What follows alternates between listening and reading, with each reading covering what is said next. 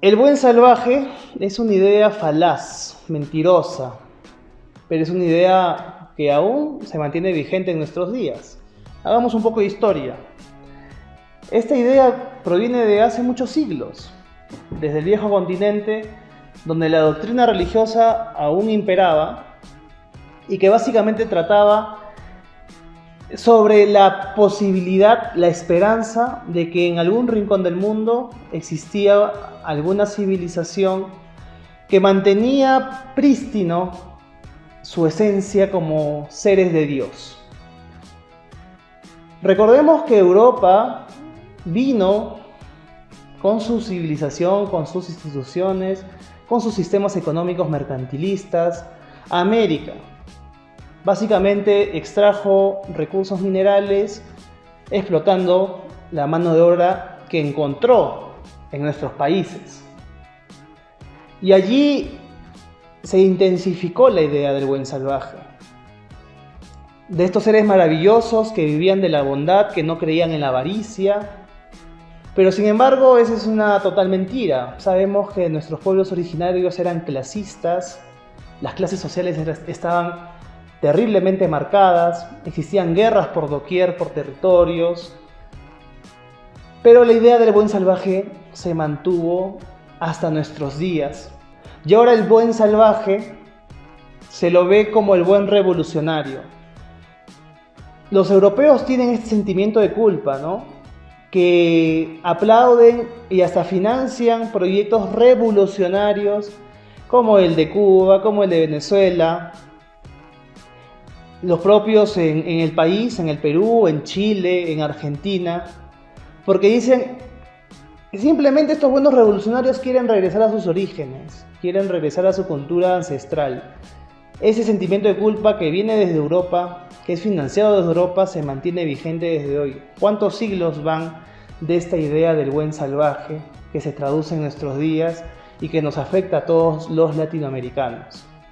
Hago esta introducción porque vamos a tocar hoy un tema relacionado a las elecciones 2021, en la que vamos a vernos inmersos de muchas ideas que van a ser como las del buen salvaje, populistas, que van a hacer música para nuestros oídos, que el Estado tiene que ser grande y que tiene que dotarnos y que del Estado depende el futuro de nuestras vidas, como si fuese un actor principal. Y de repente vamos a caer en esos cuentos.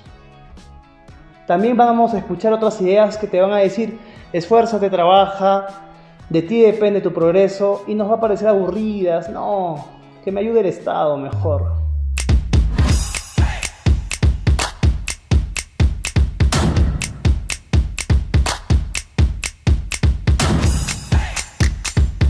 Vamos con las elecciones del 2021. César, ¿cómo estás? Hola, Clemente, ¿qué tal?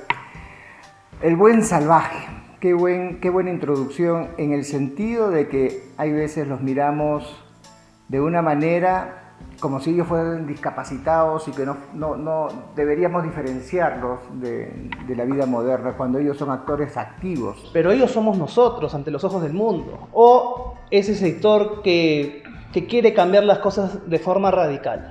Sí, siempre van a haber los panaceas, ¿no? En Europa empezaron, y también aquí en el Perú hay un montón de panaceas, y sobre todo surgen en los momentos electorales como el que se nos avecina. Y que no nos extrañen que van a hablar de las comunidades nativas, que nuevamente de repente van a decir sus derechos, de las comunidades campesinas que fueron, como mencionadas, transgredidos por la modernidad y el mercantilismo. Ahora, eso fue en su momento, el tema de tocar la fibra originaria fue en su momento, el buen salvaje, el originario de estas tierras. Pero ahora no necesariamente apoyan a los buenos salvajes en el sentido estricto de pueblos originarios, sino que ese salvaje ya evolucionó a revolucionario, que ya es letrado, que ya vive en la ciudad y que quiere hacer una revolución de raíz. No estamos hablando de pueblos originarios, estamos hablando de las elecciones del 2021. Siempre, ese es el reflejo, ¿no? Ahorita ya no tienes los nativos en las calles, ya no tienes cuando toman las carreteras, las comunidades ya no son tan originarios que digamos, en el caso de los proyectos mineros, cuando en el sur Arequipa hizo sus desbandes para impedir el desarrollo de un proyecto. Esos son los buenos salvajes ahora. Ellos son los que son víctimas de este mercantilismo voraz, ¿no? Y ellos lo que buscan es conservar la naturaleza, el medio ambiente y su ritmo de vida basada en la agricultura ancestral. Ahora, de repente esos temas sí son importantes, pero acá el peligro es que el discurso político utilice esa problemática y lo lleve a propuestas populistas. Propuestas de política, por decisiones de gobierno, como hemos visto. No se analiza la naturaleza, la esencia en sí de los actos salvajes de las personas y no se les dice que hay cánones y que hay orientaciones para que ellos puedan desplegar todas sus aspiraciones. Son mal informados por los populistas y ellos toman acción en la vida real. Bien, hablemos de las elecciones que se avecinan, en donde vamos a tener 24 agrupaciones políticas, no sé si llamarlos así porque muchos de ellos son vientres de alquiler. Son 24 propuestas distintas, muchas de ellas seguramente son muy similares entre sí, pero son 24, entonces el electorado va a estar sumergido en un montón de ideas, en un montón de planteamientos, y seguramente la estrategia de ganar va a ser el discurso populista, el que les diga a la gente: yo te resuelvo el problema con la plata del Estado. Sí, esa es una práctica común. 24 ya es una exageración, ¿no? Si nosotros nos comparamos con otros países, tener 24 candidatos a la presidencia, 24 propuestas, ya resulta siendo algo hasta temerario para la voluntad de la gente, ¿no? Hay algunas personalidades que ya salieron a hablar sobre reducir 9 ministerios que son inútiles. Nosotros que creemos que el Estado está obeso nos parece una idea genial, habría que ver. Bueno, a mi gusto tampoco reducir de hachazo, ¿no? Porque vas a dejar muchos huecos. Claro, sin embargo, fíjate que lo sueltas y de ahí en el camino seguramente van a ir acomodando la propuesta. Creo yo que cuando se hace esa propuesta lo que te está diciendo, ¿sabes qué? El Estado es muy obeso, muy gordo. Lo que nosotros pensamos, que el Estado es muy obeso, entonces es una señal. Hay otros que hablan del cambio de la Constitución, hay otros que hablan del fusilamiento de los políticos. Bien, vamos a ir en esta jungla de... Es como una feria, ¿no? Es una feria que el que te vende el mejor producto es al final el ganador, el que mejor parado va a salir. ¿Qué nos están vendiendo los políticos? Según lo que tú has podido ver, primero, ¿la gran prensa está interesada en este tema o lo está dejando de lado? No, yo veo que la gran prensa está evitando dar información sobre lo que viene sucediendo. En la actualidad estamos en el proceso electoral, pero nadie se ha dado cuenta, la población no se ha dado cuenta de que, por ejemplo, ya las organizaciones políticas tienen fecha para sus elecciones internas de candidatos a la presidencia, a la vicepresidencia, congresistas y parlamento andino. O sea, ya hay un cronograma, pero ¿quién informa? ¿Quién dice esto está pasando en el país respecto de estas agrupaciones políticas? Nadie.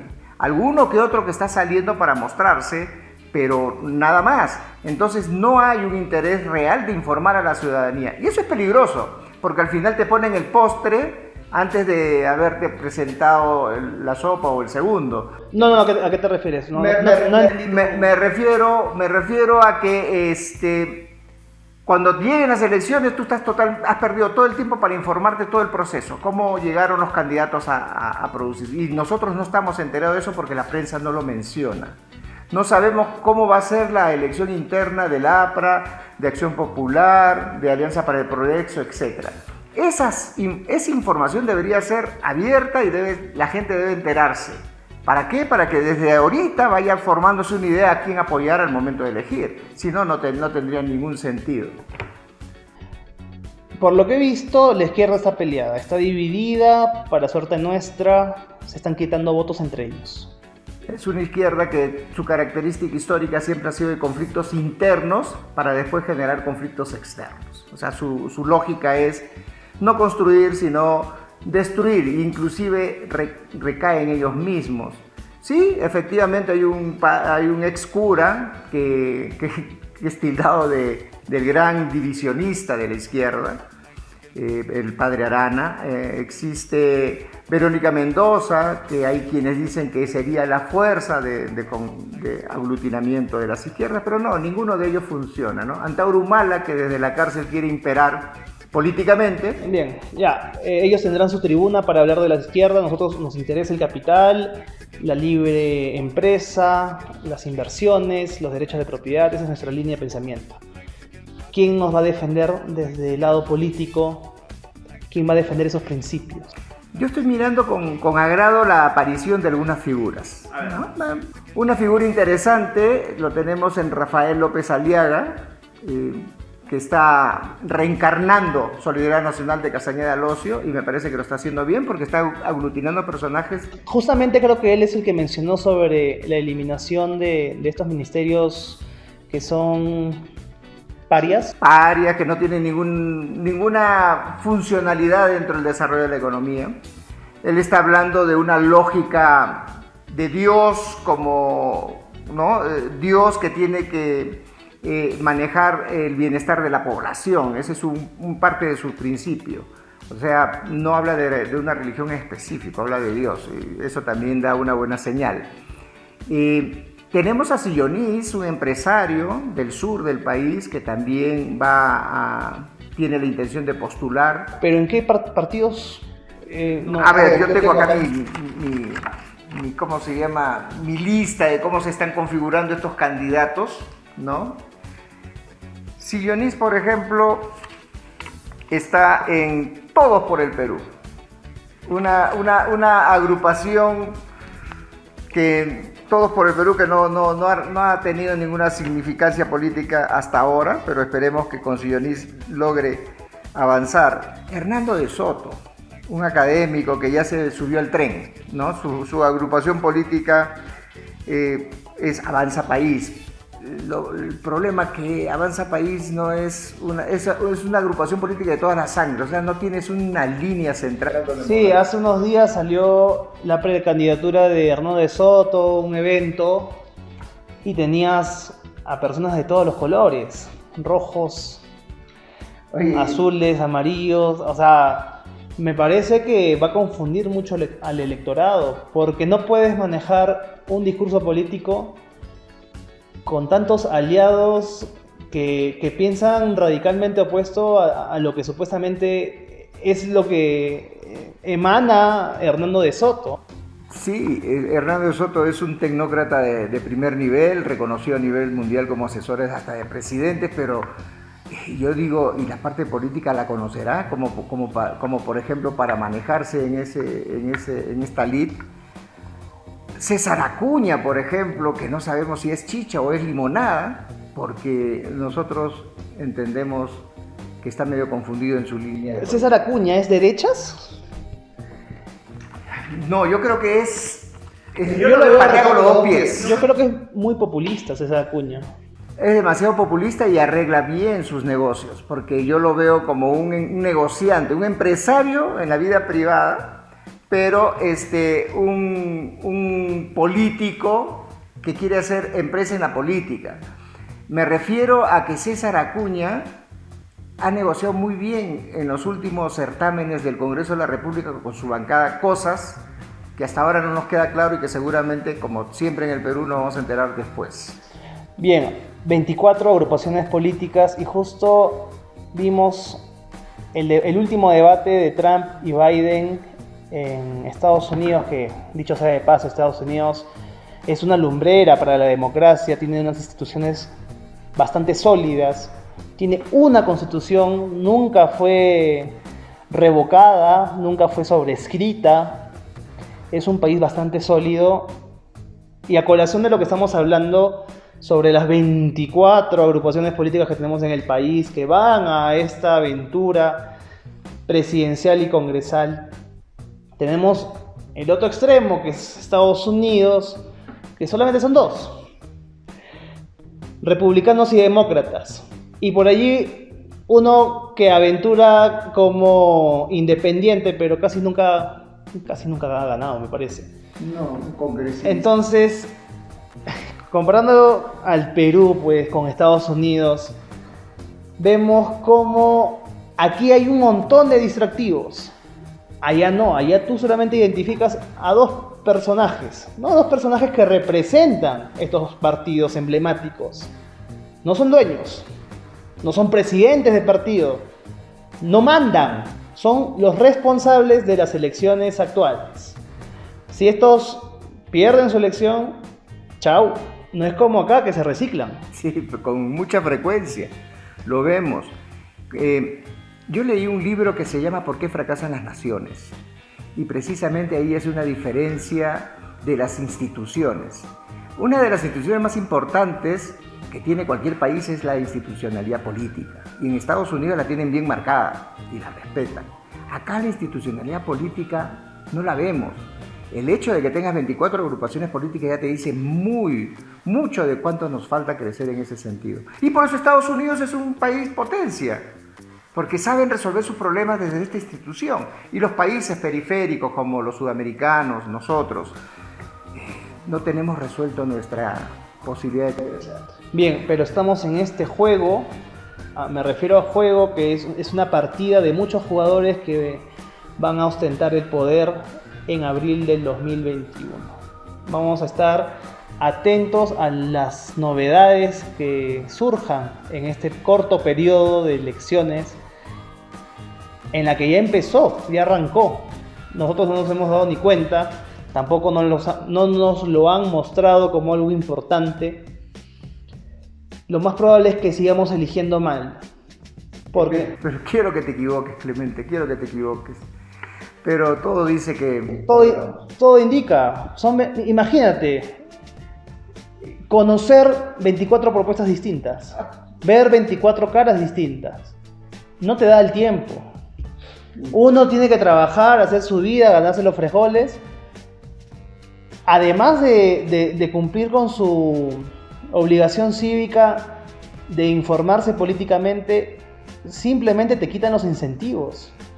Uno va a guiarse por los memes, por los chistes, porque tal o cual hizo algún spot publicitario gracioso que llama la atención, que salió con tal o cual artista. Pero eso, ¿qué te garantiza cuando esa persona llegue al poder? Que va a ser un payaso igual, que va a ser populismo. Veamos cómo van a manejar esto hablando de los spots publicitarios. ¿Quién lo va a bancar? El Estado. El Estado. Y esta gracia, esta tontería, surge del famoso referéndum. De esta reforma política avalada en un referéndum y manipulada mediáticamente por Martín Vizcarra y su prensa adicta, ¿no? Tanto fue así, tan escandaloso, tan vergonzoso, embarazoso, tan nauseabundo, que el mismo presidente te daba las respuestas. Y, lamentablemente, el voto popular fue en el sentido de las respuestas de Vizcarra. Exacto. Eso es así. Y para muestra un botón, ahora vamos a tener que pagar nosotros, los contribuyentes, las propagandas políticas de las 24 agrupaciones. Aparte, partidos políticos le llaman. Bien aclaraste desde el principio que son cualquier cosa menos partidos políticos. Pero aparte de eso le van a pagar por ser partidos políticos, para que tengan una solvencia económica de cara a la campaña. Y eso también viene de los bolsillos. Eso no sucede en los Estados Unidos, no sucede en los países más desarrollados. Cada partido, y en principio no son muchos, entonces tienen sus reglas de donaciones para la campaña y todos se financian con ese nivel. Bien, voy a cortar el tema de las elecciones 2021 acá, porque hay mucha tela por cortar en estos meses que faltan. tocaremos seguramente a mayor profundidad las elecciones que se avecinan. Vamos con el spot de la Clínica Limatambo.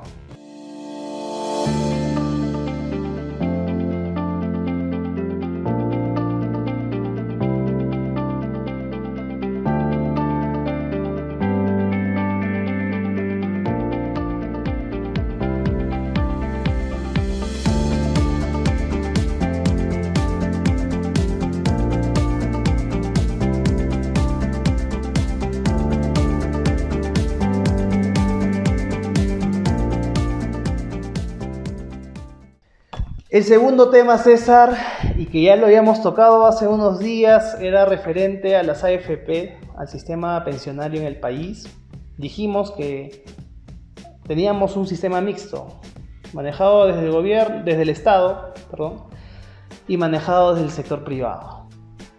Cuéntanos, ¿qué movidas hay en las AFPs? Sí, estábamos más o menos describiendo lo que era la ONP y la AFP y sus diferencias en el programa anterior.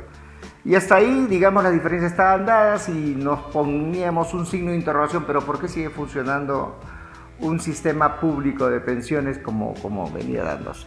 No lo entendíamos. Ahora salen voces desde el Ejecutivo, principalmente del Ministerio de Economía y Finanzas, y voces desde el Legislativo en esa pugna de ver quién es el más populista, de hablar de un sistema público de pensiones.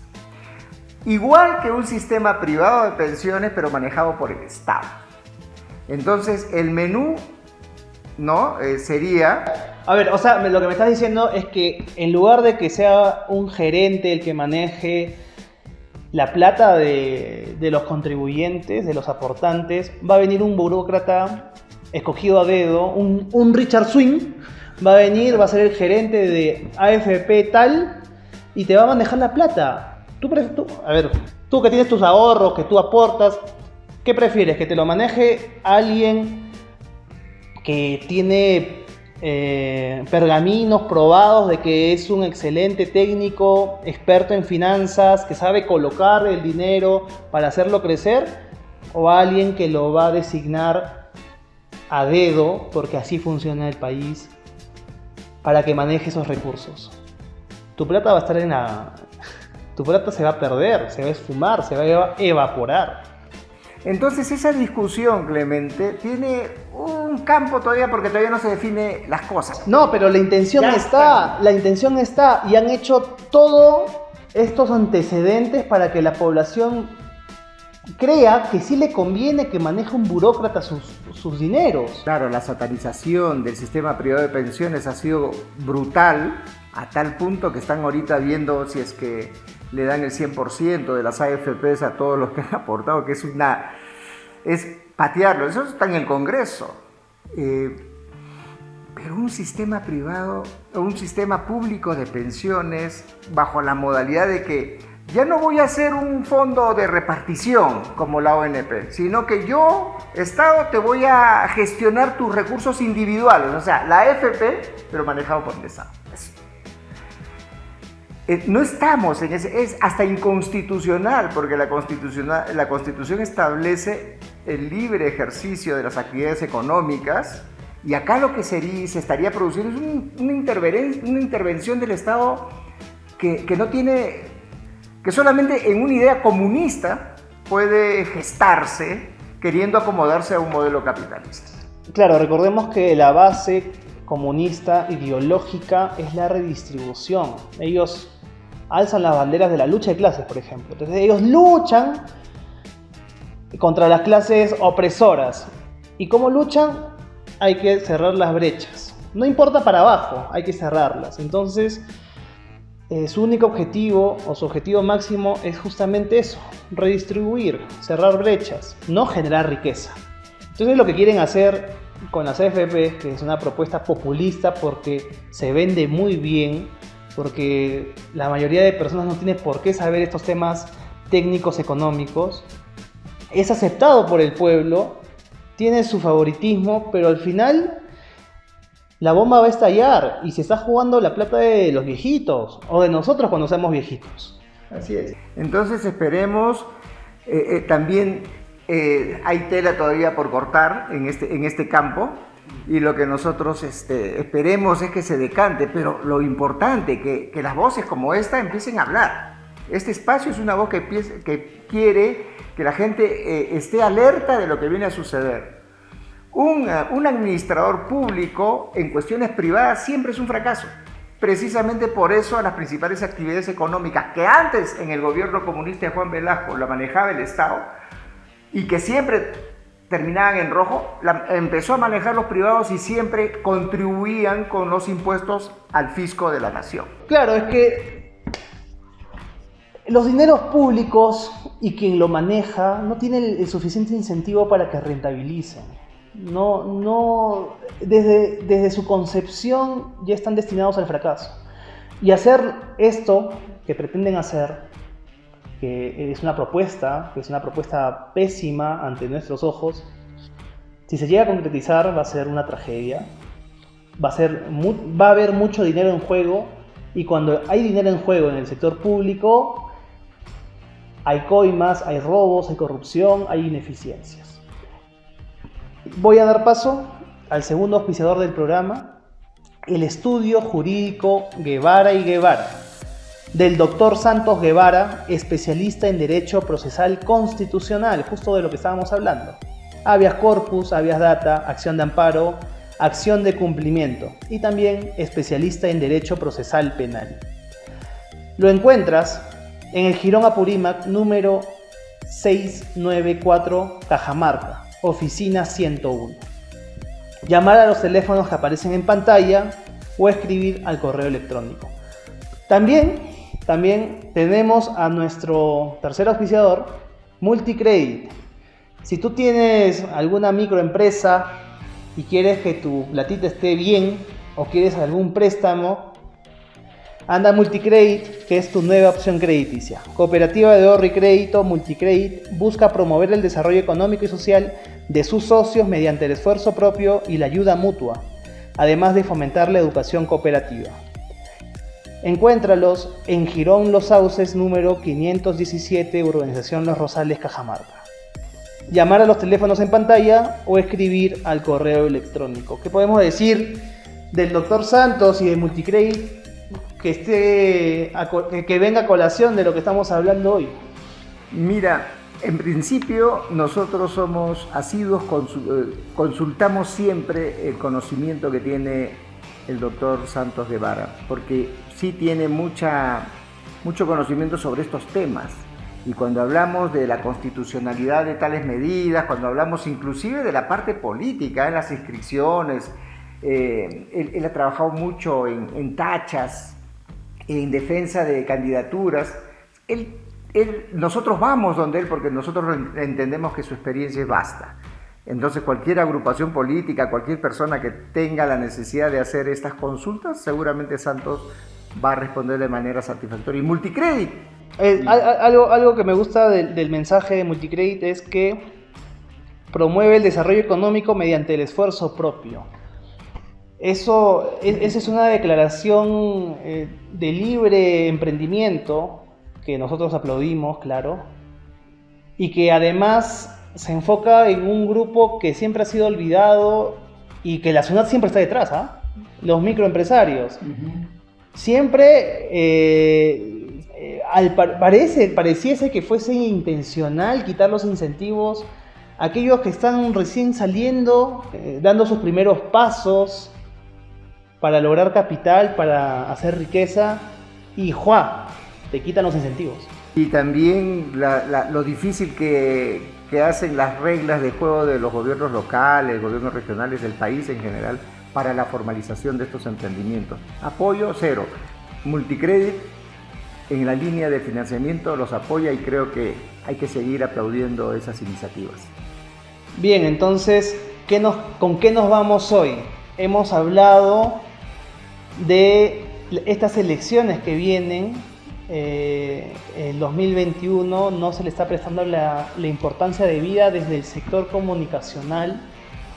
Puede ser que el tema va porque recién estamos en pañales en este proceso, pero es muy corto. Son 24 partidos políticos, son muchas ideas las que van a rondar en las próximas semanas, y cuidado con las ideas tipo del buen salvaje, que puede sonar muy bacán, muy bonita, muy esperanzadora, reivindicadora, pero que al final están sostenidas de puras mentiras, falacias. Y lo otro que hemos hablado ha sido sobre esta intención de crear empresas AFP públicas. O sea, es un sistema público de pensiones. Pero parece increíble, parece sacado de un cuento de ciencia ficción. Totalmente desactualizado. Esto lo podría imaginar yo en el siglo pasado, en 1970, 60, pero ahorita, con las demostraciones que se han dado, las evidencias claras de las bondades de un sistema privado, perfectible el sistema privado de pensiones, perfectible, pero llevarlo al plano del manejo público, como si el sector público fueran los iluminados, los sacrosantos. Es que eso es lo que se vende, pues. Porque en su afán, como mencioné, de la ideología filocomunista, de la lucha de las clases sociales, para extraerle al que genera riqueza más impuestos y repartirlo a los que tienen menos, y así cerrar las brechas, es una repartija nada más. ¿Quién se encarga de repartir? El Estado. Y para que cobres más impuestos, ¿quién debe participar en ello? El Estado. Entonces necesitas un Estado mucho más involucrado. Esa visión económica yo no la comparto para nada. En principio es desincentivador, esa es la palabra, desincentivador, porque lo que ocasiona es que el capital huya o el capital no sea eficiente, no sea competitivo y pierda. O que exista mucho más informalidad. Totalmente, la gente se va a la informalidad porque ese es el mejor refugio. Tenemos 70% informales en el país. Seguramente con estas reglas vamos a llegar al 80%. Y se acabó porque ya no hay forma como obtener los recursos para los que ellos tendrían que repartir. Van a tener menos que repartir. Pero ¿sabes qué, Clemente? Es algo importante esto. ¿Quién los unge como los santos? No, ellos mismos. ¿Y quién demoniza a la actividad privada? Ellos mismos. Ellos mismos. Entonces, juez y parte, esta cosa de un Estado regulador no funciona, fracasa. Y lo otro, la cobardía de las derechas. ¿Dónde están los grandes empresarios? ¿Dónde están los académicos, los intelectuales que persiguen las ideas de derecha, el capital, la libre empresa? ¿Dónde están? ¿Por qué están callados? ¿Dónde está Yanacocha? ¿Dónde está Goldfields? ¿Dónde está Buenaventura? También hay una cobardía. Nadie habla de eso. Ellos han apostado por el país, han puesto su patrimonio, miles de millones de dólares, pero no son capaces de enfrentarse a estas ideas nefastas que pueden amenazar su patrimonio. Un ejemplo, Conga.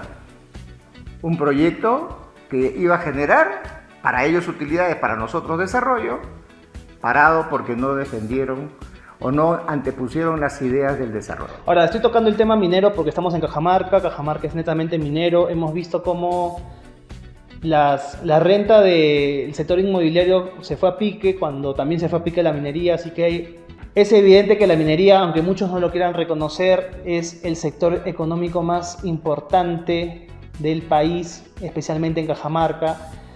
Y así como es importante, se espera que sus guardianes, que los que impartan estas ideas, sean los más fuertes, los más feroces y que hagan un balance con las ideas de izquierda. Que peleen contra esas ideas que lo que traen es atraso y ahuyentan las inversiones. Y nosotros quedamos en el medio, quedamos como un departamento, uno de los departamentos más pobres del país.